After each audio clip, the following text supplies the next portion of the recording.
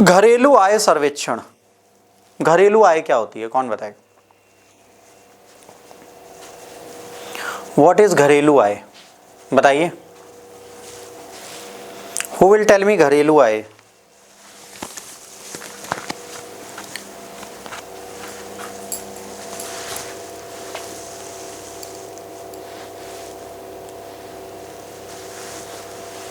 बताइए, कौन बताएगा घरेलू आय क्या होती है?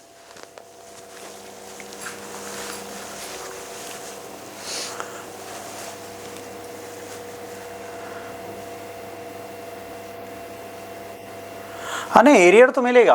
जो भी बढ़ी वेतन होगी जिस डेट से वो लागू करने की बात करेंगे, आपको 6 महीने बाद भी देंगे तो 6 महीने वो बढ़ी वेतन देते हैं, बिल्कुल देते हैं, उसको डिनाई नहीं करेंगे। इस टाइम पे तुम्हारी सैलरी 1.5-2 लाख होगी, क्यों अभिषेक? क्या अभी नहीं हुई? अगर इनकी सैलरी मान लो 1.5 लाख होगी तो इनकी क्या 2.25 तक पहुंच जाएगी, और इनकी 80 होगी तो 1.40 1.50 पहुंच जाएगी। अभी डिपेंड करता है इनकी सैलरी करंट कितनी है। करंट जाता है सर।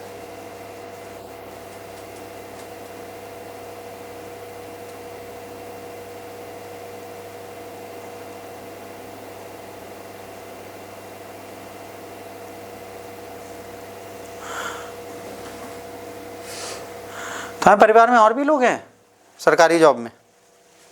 तो फिर बढ़िया, फिर तो बहुत सारा पैसा आया करेगा तुम्हारे यहाँ।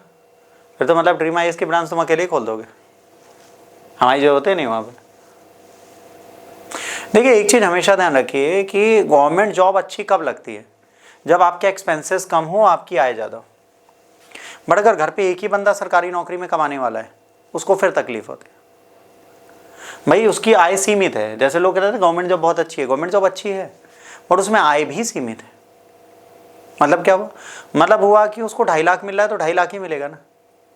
और अगर आपके घर पे आज को 40,000 50,000 का खर्चा हो गया अचानक से, और 2 लाख रुपए किसी मेडिकल में लग गए, तो वो तो जीरो पे आ गया, फिर अगले महीने की 1 तारीख का इंतजार करें। ये एक समस्या इनके साथ रहती है।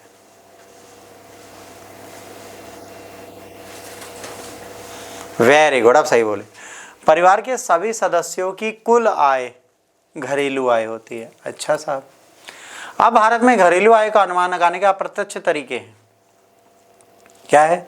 पहली बार आय को सीधे नापेंगे, सामाजिक व्यावसायिक जनसांख्यिकी चर को जोड़ेंगे और भारतीय आय की संरचना को देखेंगे। एग्जाम्पल बताता हूं क्या हो गया। मान लीजिए कि मेरे पिता कृषक हैं, ऑल्दो मेरे पिता कृषक नहीं है, बट मान लीजिए मेरे पिता कृषक हैं, मैं व्यापारी हूँ, मेरी बीवी व्यापारी है, मेरी बेटी डॉक्टर है। तो हम चारों की जो आय है उसको टोटल जोड़ लें और देखें पूरे साल में हमने कितना कमाया। पापा की आय ग्रीन इनकम में आएगी, अगर एग्रीकल्चर से आ रही है वो नॉन टैक्सेबल होगी। तो ये सारी चीज़ें यहाँ जोड़ी जाती हैं। तो व्यवसाय, कृषि, गैर कृषि सबको देखा जाता है। भूस्वामित्व, आवास के प्रकार, संपत्ति का मूल्य, ऋणों का व्यापक रिकॉर्ड होता है। इसके बाद वेतनभोगी, दिहाड़ी, स्वरोजगार, इन सबको यहाँ पर जोड़ के देखा जाता है। नियमित वेतनभोगी कर्मचारी, वेतन, ओवरटाइम वेतन, प्रदर्शन आधारित बोनस, स्टॉक विकल्प, अवकाश, नदकीकरण, विच्छेद, भुगतान का संपूर्ण रिकॉर्ड। यहाँ पर क्या होगा, जैसे आप कभी नौकरी करते हैं तो नौकरी में कभी आप नहीं जाते तो आपका पैसा कटता है, आपको बहुत सारे लॉसेस होते हैं। इन चीज़ों को आप रेगुलेट करते हैं तो आपकी चीज़ें चलते हैं। दिहाड़ी मजदूरी, जो दिनों में काम करते हैं। स्वरोजगार व्यक्ति, जो फसल बिक्री, व्यापार और सकल प्राप्तियों का डेटा लेते हैं। मतलब जैसे हम लोग हैं, हम स्वरोजगार में आते हैं, सेल्फ एम्प्लॉयड है, हमारा एम्प्लॉयमेंट खुद का है, हमारा जो मन करेगा हम वो करेंगे, तो सेल्फ एम्प्लॉयड हम लोग हैं। अब यहाँ पर व्यय डेटा का क्या होगा, इसमें हम देखेंगे कि बीज, उर्वरक, श्रम, परिवहन में कितना खर्चा हो रहा है, व्यवसाय में किराया, कच्चा माल, उपयोगिताओं में कितना हो रहा है, लाभ मार्जिन का सटीक अनुमान लगाएंगे। हम देखेंगे इनको टोटल कितना प्रॉफिट हो रहा है। फिर इसी के अकॉर्डिंग हम कल्याणकारी योजनाएं बनाएंगे। कल्याणकारी योजना किसके अकॉर्डिंग बनाएंगे कि हमें पर्टिकुलर कितना फायदा हो रहा है, उस अकॉर्डिंग हम फिर कल्याण योजनाएं बनाएंगे। व्यापारियों के लिए अलग, ठीक है, श्रमिकों के लिए अलग, सरकारी पेशे के लिए अलग, कृषकों के लिए अलग, ये सारी चीज़ें होंगी। पायलट परीक्षण में प्रॉब्लम क्या है, 90% उत्तरदायित्व आय संबंधित प्रश्नों को संवेदनशील माना। ठीक है, कई लोगों ने मना कर दिया, उन्होंने कहा हम नहीं बताएंगे हम कितना कमाते हैं। जैसे मैंने अभिषेक से पूछा तुम्हारी सैलरी कितनी है, तो उसने कहा सर अभी 8 साल नहीं हुए, बस उस ये नहीं बताया कितनी सैलरी है, क्योंकि वो व्यक्तिगत संवेदनशील मामला है। अब मैं इनके घर पे जाऊं सर्वे लेके, कहूँ सर वो आपकी आय जाननी है, तो कहेंगे सरकार से पूछ लो। फिर कहेंगे सर आपके पापा कितना कमाते, कहते क्यों बताएं।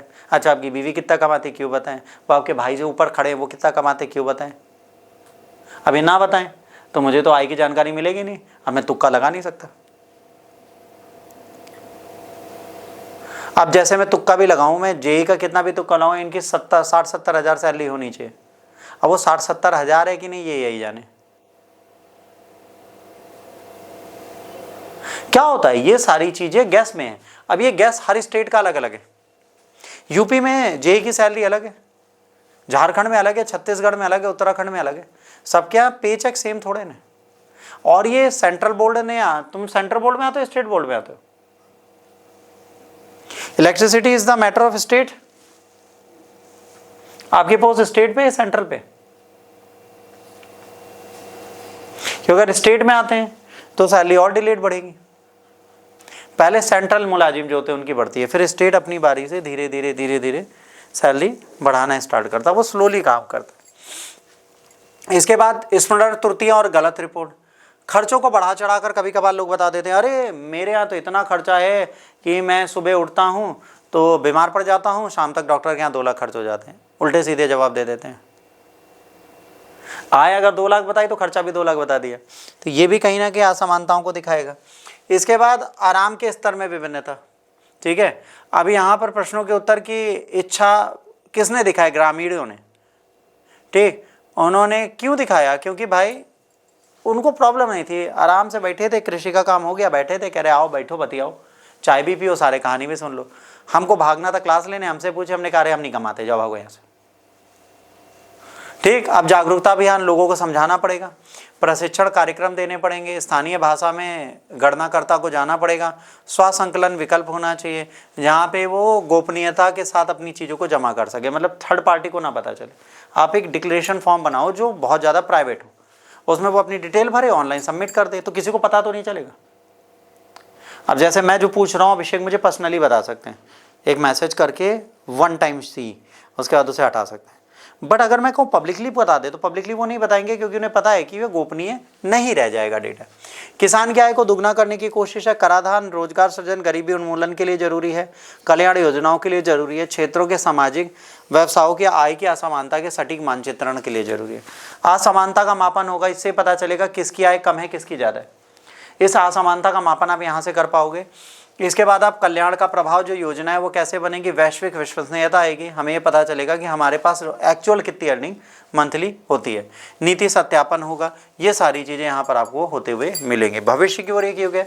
अगर ये पूरा हो जाता है, डेटा संग्रह हो जाता है, 2026 में इसको लॉन्च किया जाएगा। नीति परिवर्तन के लिए ज़रूरी है, अगर आपको अपनी आय के बारे में पता है, आपके देश की घरेलू आय क्या है, आप कितना कमाते हो, तो ये कहीं ना कहीं हमें फ़ायदा ज़रूर देते हैं।